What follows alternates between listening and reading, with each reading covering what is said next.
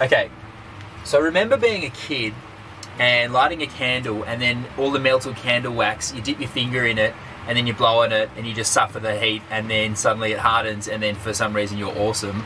But remember how fragile that was on your fingertip, and how you just, as soon as it dried, you touch it and it just cracks. The same thing happens to hard plastic. It's the exact same level of fragility, and it is such a head spin. This is some right here, and I'm not sure how well I'm going to be able to demonstrate this on screen, but hopefully you can see how quickly, how easily it breaks. It's literally, it's like candle wax.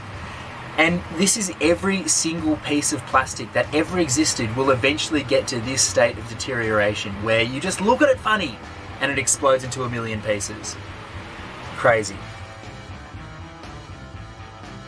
Alright, this is a disturbingly good example of what is in total abundance here in these sand dunes, which is deteriorating soft plastics full of sand that have been sitting here for God knows how long.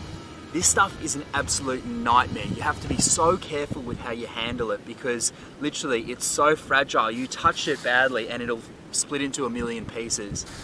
By badly, I basically mean you touch it and that happens.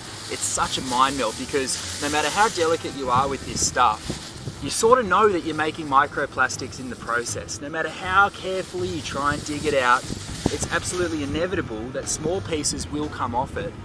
And the head spin of that is so real. It's an absolute nightmare.